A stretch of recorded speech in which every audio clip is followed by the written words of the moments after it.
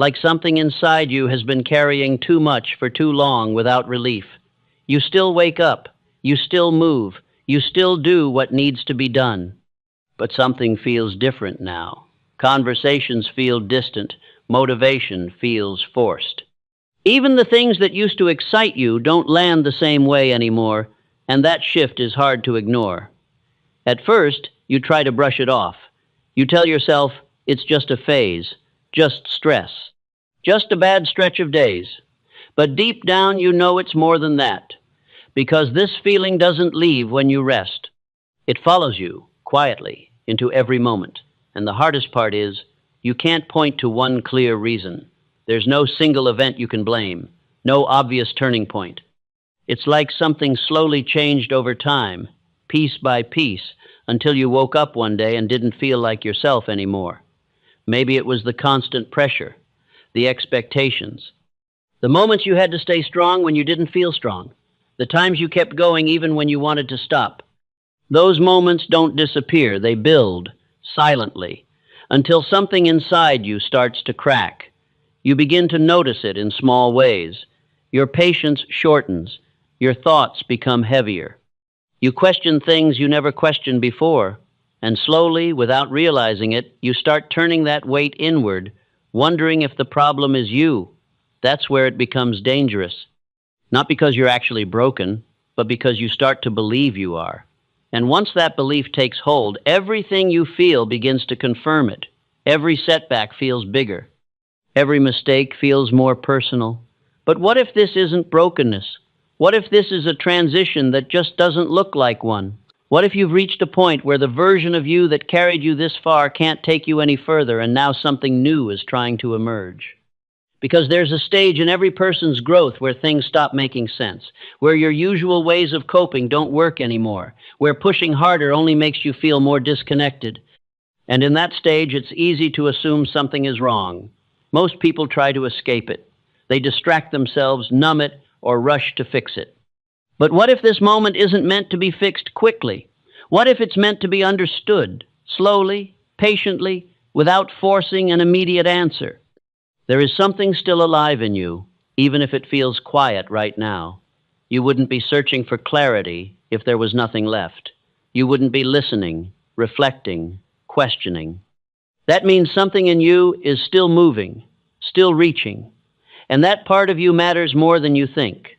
It's not loud, it's not dramatic, but it's steady. It's the part that hasn't given up, even when everything feels uncertain. And if you learn to notice it, you'll realize it never actually left. Because being in this state doesn't mean you've lost yourself. It means you've outgrown something. It means you're standing in a space between who you were and who you're becoming, and that space is always uncomfortable. You don't need to have everything figured out right now. You don't need to feel strong every moment. What matters is that you don't define this feeling too quickly. Because once you label it as the end, you stop looking for what it could become. So pause for a moment. Let yourself sit with what you're feeling without rushing to judge it. There is something here beneath the surface that hasn't fully revealed itself yet. And if you stay with it, it may begin to show you something you didn't expect. Because what feels like breaking is often the beginning of something reorganizing at a deeper level. Something you couldn't access before. Something that requires you to let go of what no longer works, even if it feels unfamiliar at first.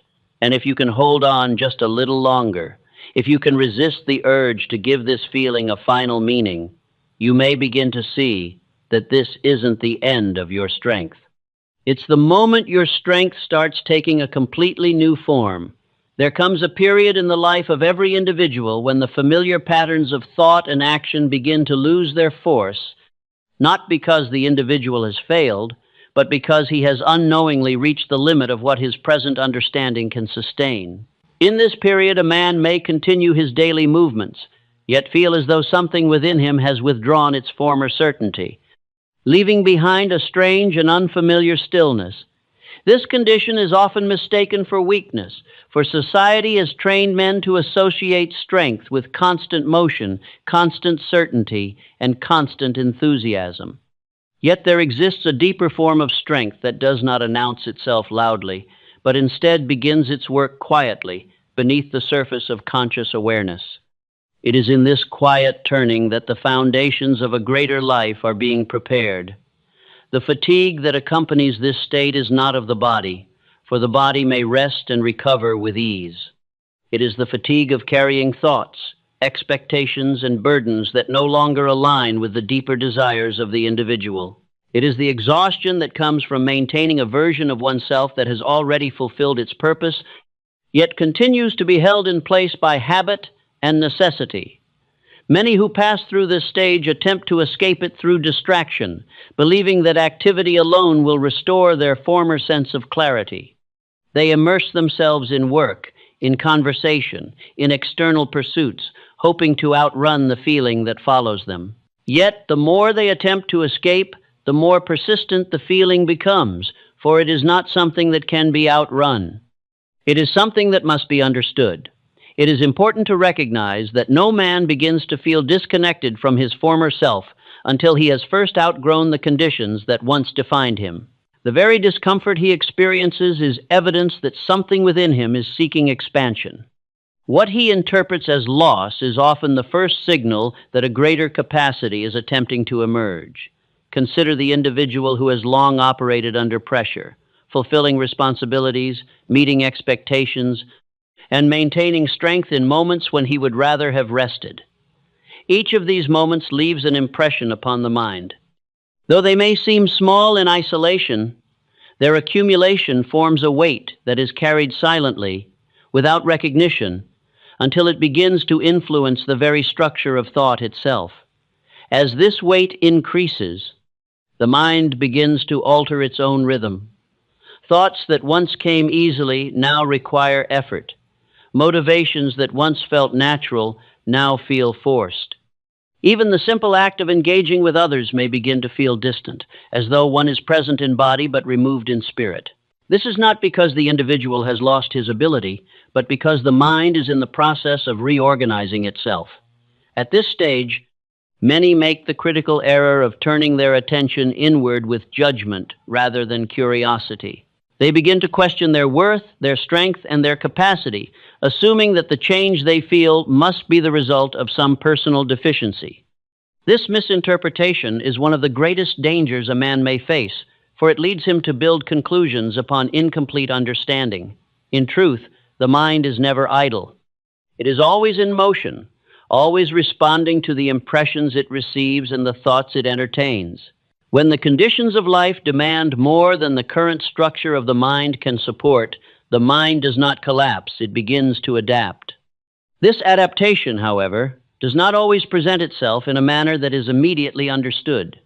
There is a law of growth which dictates that before any new structure may be formed, the old must first loosen its hold. This loosening often feels like instability.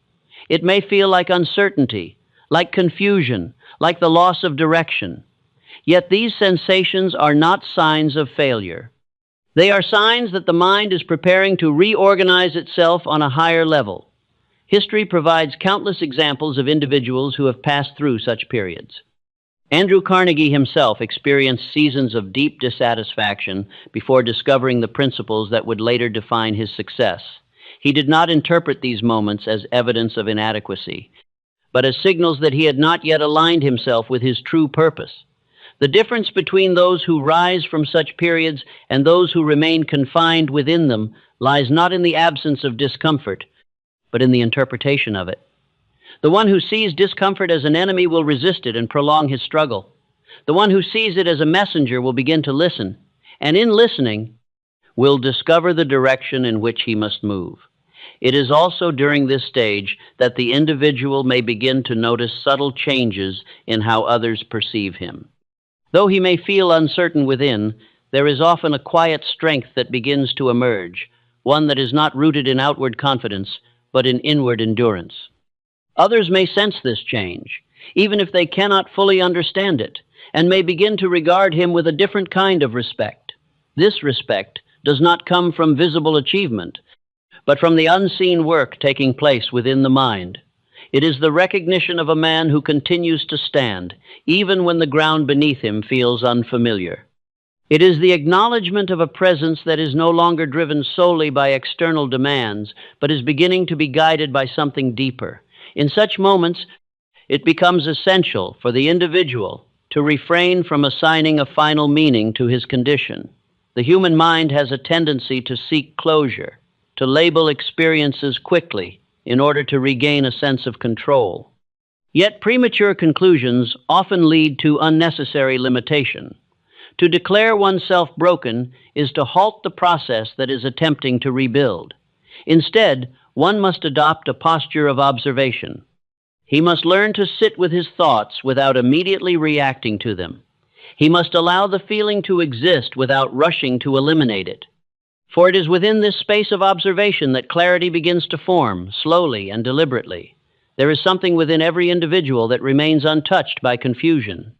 It is not loud, nor does it demand attention, but it persists. It is the part of the mind that continues to seek understanding even when everything else feels uncertain. The very act of searching for clarity is evidence that this part is still active.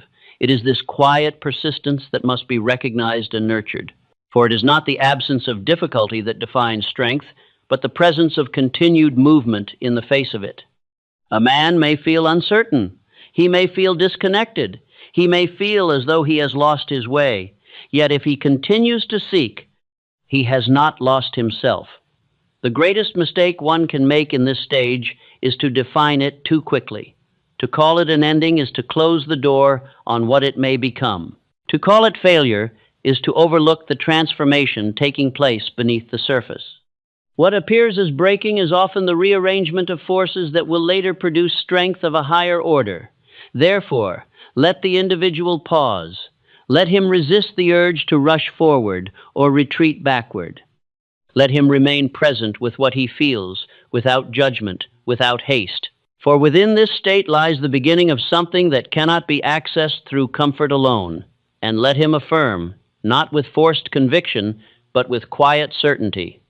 There is nothing within me that is broken. There is only something within me that is changing its form, preparing me for a greater expression of my life. There is a peculiar tendency of the human mind to seek immediate explanations for conditions it does not yet understand. When a man encounters a state of inner conflict, his first impulse is not to observe it patiently, but to define it quickly.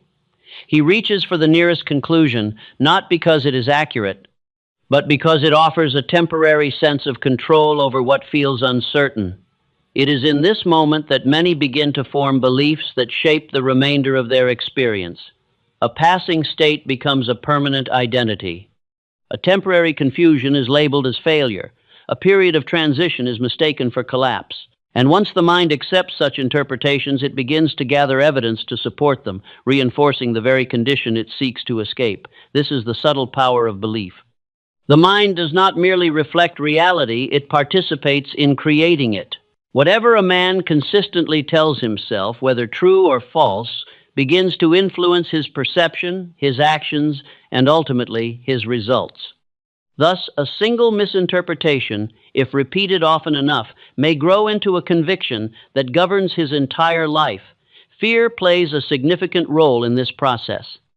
Not the fear that arises from immediate danger, but the quieter, more persistent form that distorts judgment and magnifies uncertainty. This fear does not announce itself openly.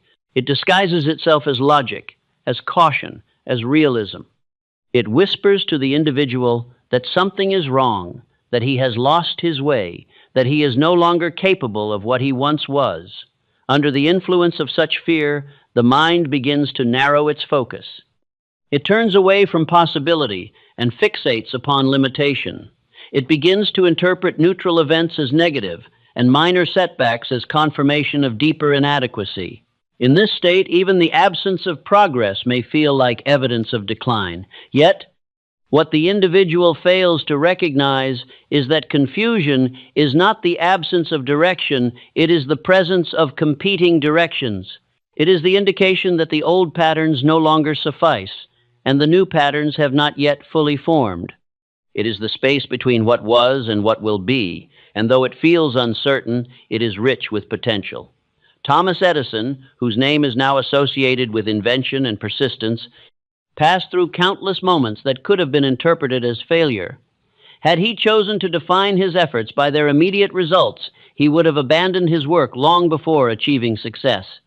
Instead, he viewed each unsuccessful attempt not as a defeat, but as information and adjustment that brought him closer to his aim. The difference lay not in his circumstances, but in his interpretation of them. Where others might have seen limitation, he saw opportunity. Where others might have felt discouraged, he found direction. His power did not come from the absence of difficulty, but from his refusal to assign it a negative meaning. This principle applies to every individual who finds himself in a state of inner conflict. The thoughts that arise during such periods are not always reliable indicators of truth. They are often reflections of temporary conditions, shaped by fatigue, pressure, and uncertainty. To accept them without question is to allow the mind to operate without discipline. Discipline of thought is among the greatest powers a man may develop. It is the ability to observe one's own thinking without becoming controlled by it. It is the capacity to question conclusions, to examine beliefs, and to choose deliberately which ideas shall be allowed to take root. Without this discipline, the mind becomes a field in which any passing thought may grow unchecked. Negative impressions, if repeated, begin to dominate. Doubt, if entertained, begins to expand. And gradually the individual may find himself living in a reality shaped more by fear than by fact. It is also in this stage that the individual may begin to compare himself to others, seeking reassurance through external measurement. He observes those who appear certain, those who seem to move with confidence, and he concludes that his own uncertainty is a sign of inferiority. Yet such comparisons are rarely accurate, for they are based on appearances rather than understanding. Every individual passes through periods of uncertainty, whether visible or concealed. The difference lies in how they are navigated. Some conceal their struggles behind outward composure, while others allow them to shape their identity. The presence of uncertainty is not what defines a man, it is his response to it that determines his course. The mind, when left undirected, tends to gravitate toward the most immediate and emotionally charged interpretation. It does not naturally seek truth, it seeks resolution. And resolution, when pursued without patience, often leads to conclusions that are incomplete or incorrect. For this reason, it becomes essential for the individual to cultivate a different approach. Instead of asking, "What is wrong with me?" he must learn to ask, "What is changing within me?" Instead of seeking to eliminate discomfort, he must seek to understand it. For understanding transforms what appears as a problem into a process. There is a profound difference between a man who reacts to his thoughts and a man who examines them. The former becomes subject to every fluctuation of the mind, while the latter gains authority over his internal world. This authority does not come from suppressing thought, but from directing it. When a man begins to direct his thoughts, he begins to reshape his experience. He no longer accepts every feeling as fact, nor every doubt as truth. He recognizes that his mind is capable of producing both constructive and destructive ideas, and he takes responsibility for choosing which shall guide him. This is not accomplished in a single moment, nor through a single decision. It is the result of repeated effort, of returning again and again to a position of awareness. It requires patience, for the habits of thought that have been formed over time do not change instantly. Yet with persistence, they may be redirected. As this redirection takes place, the individual begins to notice subtle changes. The weight of his thoughts becomes lighter. The intensity of his doubts begins to diminish. The sense of being overwhelmed gives way to a quiet clarity that grows stronger with each deliberate choice. Others may begin to observe this change as well. Where once there was visible strain, there is now a composed presence. Where there was hesitation, there is now measured action. This shift does not arise from external circumstances, but from the internal decision to no longer be governed by misinterpretation. It is important to remember that the mind does not cease to produce thoughts, nor does it eliminate all uncertainty. What changes is the individual's relationship to these thoughts.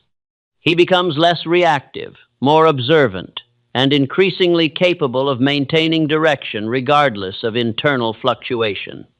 This is the beginning of mental mastery. It is not the elimination of difficulty, but the ability to navigate it without losing oneself. It is the recognition that thoughts are tools, not commands, and that belief is a choice, not a consequence. Therefore, let the individual adopt a new principle, one that shall guide him through moments of confusion. I refuse to interpret this moment as defeat. I understand that what I feel is temporary, and that within it lies the instruction I require for my next advancement. And in holding to this principle, he will find that what once appeared as a barrier becomes a doorway, and what once felt like an ending reveals itself as the beginning of a higher form of understanding. There comes a stage in the progress of every individual where the greatest obstacle he must overcome is not found in the external world, but within the structure of his own identity. This obstacle does not present itself as an obvious enemy. It appears instead as familiarity, habits of thought, patterns of behavior, and ways of seeing oneself that have long gone unquestioned. A man becomes accustomed to who he believes himself to be. He builds his decisions, his expectations, and even his limitations around this belief. Over time, this identity becomes so firmly established that it begins to feel permanent. Yet no identity is fixed. It is merely the result of repeated thoughts, reinforced by experience, and accepted without examination. When growth begins to take place, this identity is the first to feel its effects. The thoughts that once aligned with it begin to lose their influence. The actions that once felt natural begin to feel forced. The individual may find himself resisting impulses that once guided him easily, not because he has lost his ability, but because those impulses no longer serve the direction in which he is being led. This is the breaking of the former identity. It is not a sudden collapse, but a gradual loosening. The beliefs that once seemed certain begin to feel incomplete. The goals that once appeared desirable lose their appeal. The methods that once produced results begin to yield diminishing returns. This creates a sense of instability, for the foundation upon which the individual has operated is no longer as solid as it once appeared. Many interpret this instability as danger. They attempt to restore the former identity, to return to the habits and patterns that once brought them certainty. They cling to what is familiar, even when it no longer satisfies them. For the unknown feels more threatening than the unsatisfactory known. Yet this effort is in vain. For once the mind has recognized the limitations of its former patterns, it cannot fully return to them. The awareness that has been gained cannot be undone.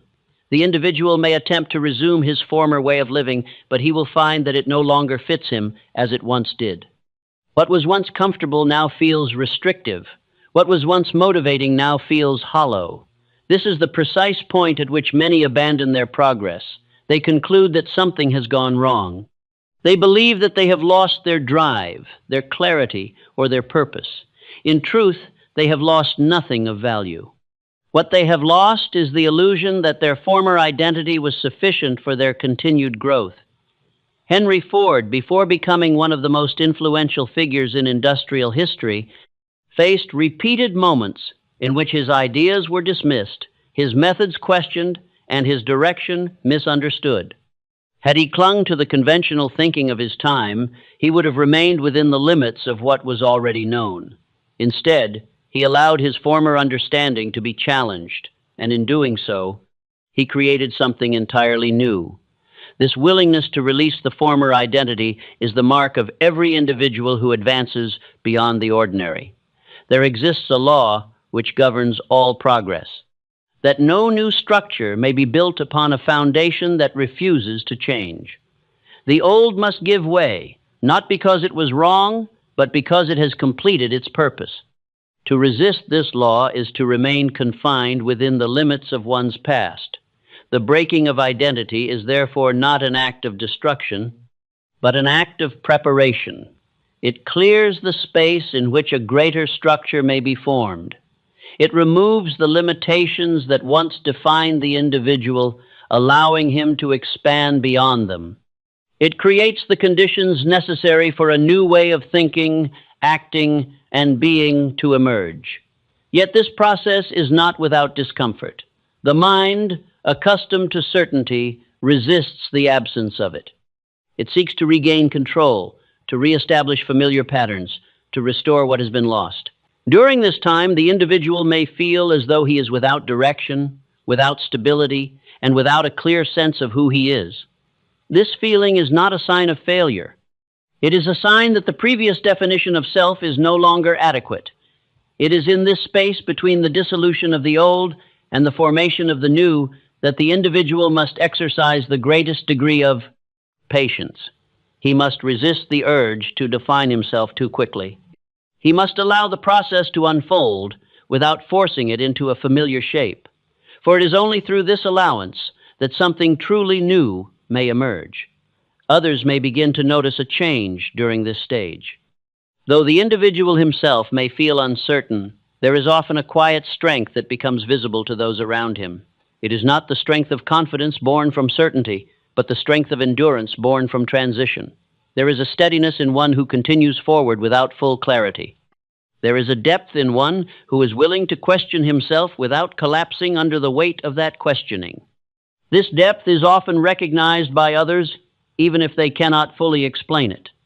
They may begin to see in him a presence that is less reactive, less dependent upon external validation, and more grounded in something that is still forming.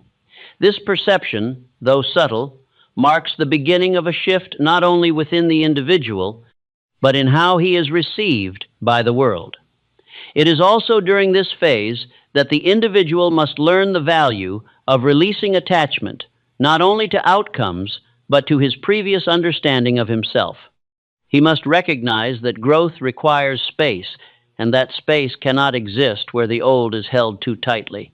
To release does not mean to abandon.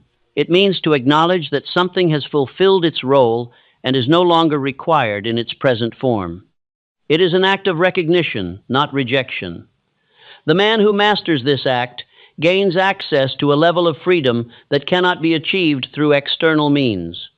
He is no longer bound by the need to maintain a fixed identity. He becomes adaptable, capable of evolving in response to new understanding. This adaptability is one of the greatest advantages a man may possess. It allows him to navigate change without losing direction. It enables him to grow without becoming confined by his past. It positions him to take advantage of opportunities that would remain invisible to one who is fixed in his thinking. Yet this mastery is not achieved without effort. It requires the individual to remain conscious of his thoughts, to question his assumptions, and to resist the pull of familiarity when it no longer serves him. It demands that he trust the process of transformation, even when the outcome is not yet visible. Above all, it requires that he adopt a new understanding of what it means to feel uncertain. Uncertainty is not the absence of identity. It is the presence of multiple possibilities. It is the indication that the individual is no longer confined to a single way of being, but is in the process of discovering a broader expression of himself. To embrace this uncertainty is to embrace growth. To resist it is to remain unchanged. Therefore, let the individual stand firm in this stage, not seeking immediate answers, but allowing them to arise in their proper time. Let him recognize that the discomfort he feels is not a signal to retreat, but an invitation to expand. And let him affirm with quiet conviction, I release the version of myself that has completed its purpose. I do not resist the change taking place within me, for I understand that it is preparing me for a greater expression of my life. After the former identity has loosened its hold and the mind has passed through the uncertain interval between what was and what will be, there begins a process that is less visible, yet far more decisive in its effect. This is the stage in which the mind, having been relieved of its previous limitations, begins to reorganize itself according to a higher pattern. This reorganization does not occur through force. It is not something that can be rushed, nor can it be commanded into existence through mere desire. It unfolds according to a natural law, one that governs all growth, whether of the mind, the body, or the conditions of life. That law is this: when space has been created, something new will seek to occupy it. The individual who has allowed the former structure of his thinking to dissolve has, without fully realizing it, created such space.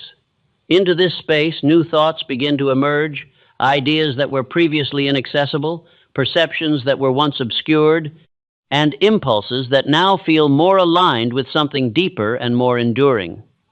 At first, these new impressions may appear faint. They do not arrive with the same force as the old habits once did. They are quieter, more deliberate, and often require attention in order to be recognized. Yet within them lies a power that far exceeds the noise of the former patterns. It is in this stage that the individual must learn the value of stillness, for it is in stillness that the mind becomes receptive. When the constant activity of forced thinking is reduced, the mind begins to operate with greater precision. Thoughts no longer arise from reaction, but from reflection. Ideas are no longer scattered, but begin to take shape in a more organized and purposeful manner. This is the beginning of true mental control. The man who reaches this stage and recognizes its importance gains an advantage that few possess. He begins to understand that his thoughts are not merely responses to external conditions, but tools through which he may shape those conditions. He moves from being influenced by his environment to influencing it. Yet this shift requires discipline. The new thoughts that emerge must be nurtured. They must be repeated, examined, and strengthened through deliberate attention. For while the old patterns have weakened, they have not disappeared entirely. They remain, waiting to reassert themselves if the new structure is not firmly established. Herein lies the importance of repetition. It is not enough for a man to encounter a new idea once and expect it to transform his life. The mind is shaped by what it experiences repeatedly. Just as the former identity was built through repetition, so must the new identity be constructed through the same process. However, repetition must not be mistaken for monotony. When applied with understanding, repetition becomes a means of reinforcement, not of dullness. Each time a constructive thought is entertained, it gains strength. Each time it is acted upon, it becomes more firmly embedded. And over time, what once required effort begins to occur naturally. Napoleon Hill himself, in his own journey, found that the principles of success could not be applied once and forgotten. They required continuous engagement. Each repetition brought greater clarity, deeper understanding, and more consistent results. It was through this persistent application that his philosophy became not merely a theory, but a lived reality. As the mind reorganizes, another change begins to take place. Emotional energy, which was once scattered and often directed toward unproductive ends, becomes more focused. The individual finds that he is no longer as easily disturbed by minor inconveniences. His reactions become measured. His responses become intentional. He begins to conserve his energy, directing it toward what truly matters. This conservation of energy is one of the most significant developments in this stage, for it is not the amount of effort a man exerts that determines his results, but the direction in which that effort is applied. A scattered mind produces scattered results. A focused mind produces concentrated power. This power, though subtle at first, begins to manifest in observable ways. Others may begin to notice a difference in the individual's presence. There is a calmness where there was once restlessness. There is a clarity where there was once confusion. There is a sense of purpose, even if it has not yet been fully defined. This presence does not demand attention, yet it attracts it. People are naturally drawn to those who exhibit control over their own minds. They sense stability. They perceive confidence, not as a display, but as a state of being. And in this perception, they begin to place trust. This trust becomes a form of influence. Without speaking a word, the individual begins to affect those around him. His composure influences their reactions. His clarity influences their thinking. His direction influences their perception of what is possible. This is the early formation of what may later become leadership. Not the leadership that is imposed, but the leadership that is recognized. It is important, however, that the individual does not become distracted by these external reflections, for the work of reorganization is not yet complete. There remains a need for continued attention, continued discipline, and continued refinement of thought. The mind, though reorganizing, must be guided. It must be directed toward ideas that align with growth, with purpose, and with constructive action. It must be protected from influences that would disrupt its emerging order. For while the individual has gained strength, he is not yet immune to regression. This protection is achieved through conscious selection. The thoughts a man entertains, the influences he allows, and the environments he places himself within all contribute to the structure of his mind. By choosing these carefully, he reinforces the new order. By neglecting them, he risks allowing disorder to return. This is not a matter of isolation, but of intention. The individual need not withdraw from the world, but he must engage with it deliberately.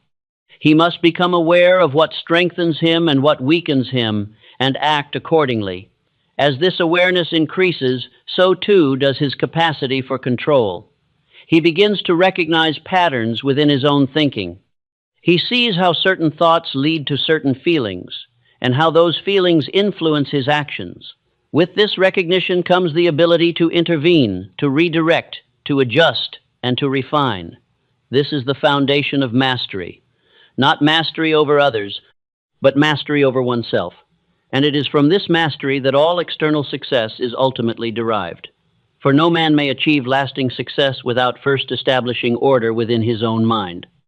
External achievements, when not supported by internal structure, are temporary. They cannot be sustained, for they lack the foundation required to support them.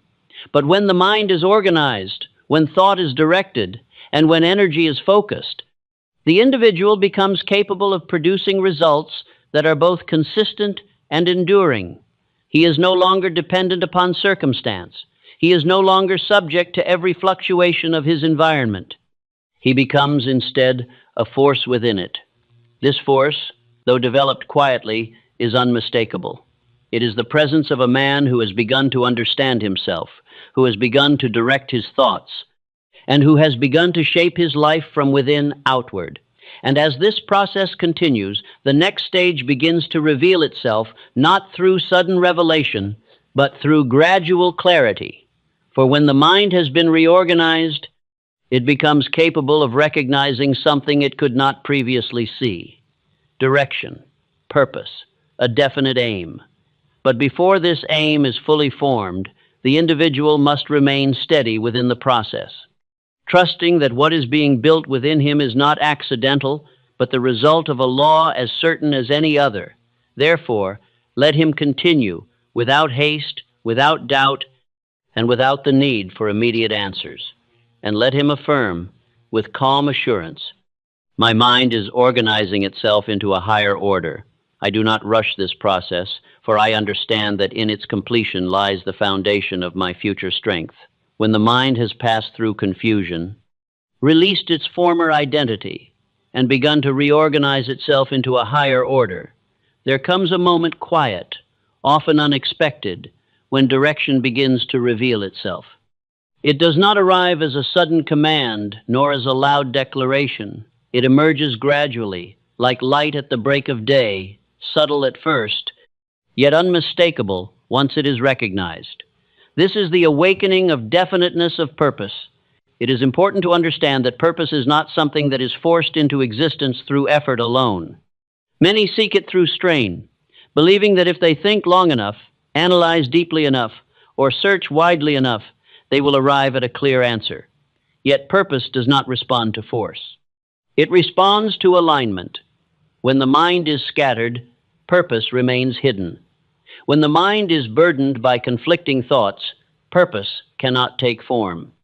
But when the mind becomes organized, when thought is directed and energy is conserved, purpose begins to surface naturally, as though it had been present all along, waiting for the proper conditions to be revealed. At first, this sense of purpose may not appear as a complete picture. It may present itself as a leaning, an inclination, a quiet pull toward a particular direction. The individual may feel drawn towards certain ideas, certain pursuits, or certain ways of expressing himself that were not as evident before. These inclinations must not be ignored, for they are the early signals of a deeper alignment taking place within the mind.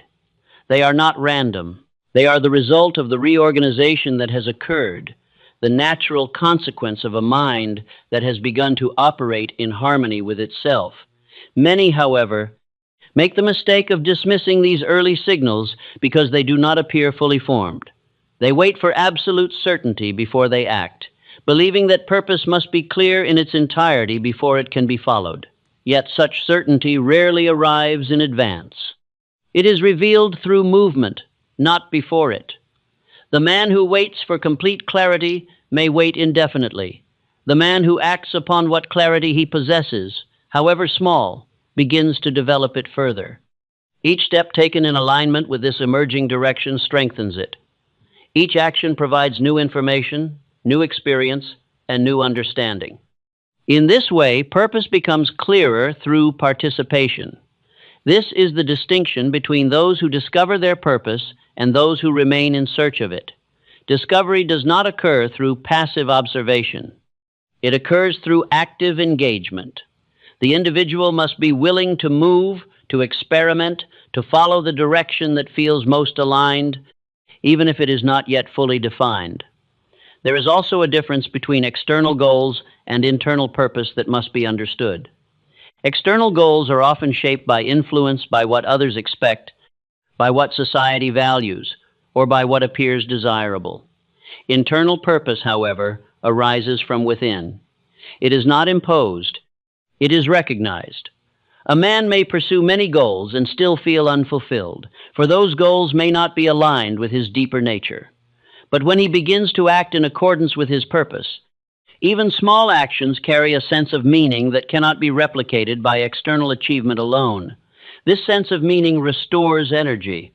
Where there was once fatigue, there is now a quiet momentum. Where there was once hesitation, there is now a willingness to act. The individual no longer feels as though he must force himself forward. Instead, he finds himself drawn forward, guided by something that feels both natural and necessary. This is one of the clearest signs that purpose is beginning to take hold. The energy that accompanies it is not frantic, nor is it overwhelming. It is steady, it is consistent, it sustains itself, for it is not dependent upon external validation. It is rooted in alignment. As this alignment strengthens, the individual begins to make decisions with greater ease. Indecision, which once consumed time and energy, begins to diminish. The question is no longer, what should I do? But does this align with my direction? And with this question comes clarity. Actions that align are pursued. Those that do not are released without unnecessary struggle. This simplicity is a form of power, for the man who knows his direction does not waste energy on what is irrelevant. He does not attempt to be everything at once. He concentrates his effort, and in doing so, increases its effectiveness. It is at this stage that others begin to observe a more noticeable change. Where once there was uncertainty, there is now direction.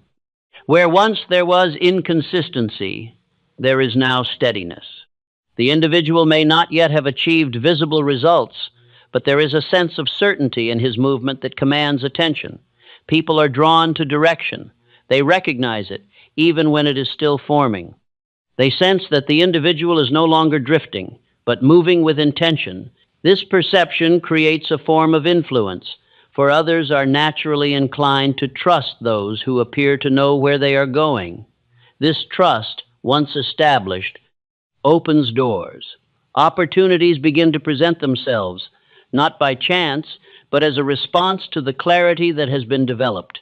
The individual, now aligned with his purpose, is able to recognize these opportunities where previously he may have overlooked them. This recognition is not accidental. It is the result of a mind that has become attuned to its direction.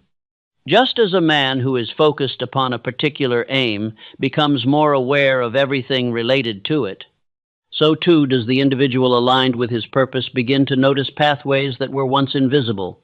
Yet even in this stage, caution must be exercised. Purpose, though powerful, must be nurtured with consistency. It is not enough to recognize it once. It must be reaffirmed through repeated action. It must be strengthened through persistence. For without continued engagement, it may lose its clarity and return to obscurity. This is why repetition remains essential, not as a means of forcing belief, but as a means of reinforcing alignment. Each time the individual acts in accordance with his purpose, he deepens his connection to it. Each time he reaffirms it in thought, he strengthens its presence within his mind. Over time, what began as a quiet inclination becomes a definite aim. It becomes something that can be expressed, pursued, and developed with intention. It becomes the central organizing force of the individual's life, guiding his actions, shaping his decisions, and influencing his results. This is the point at which purpose transforms from a feeling into a direction.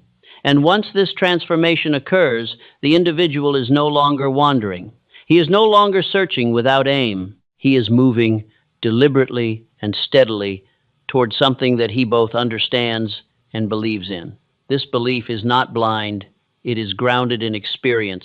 It is supported by the internal changes that have taken place. It is reinforced by the results that begin to appear, however small at first. And as this belief grows, so too does the individual's confidence.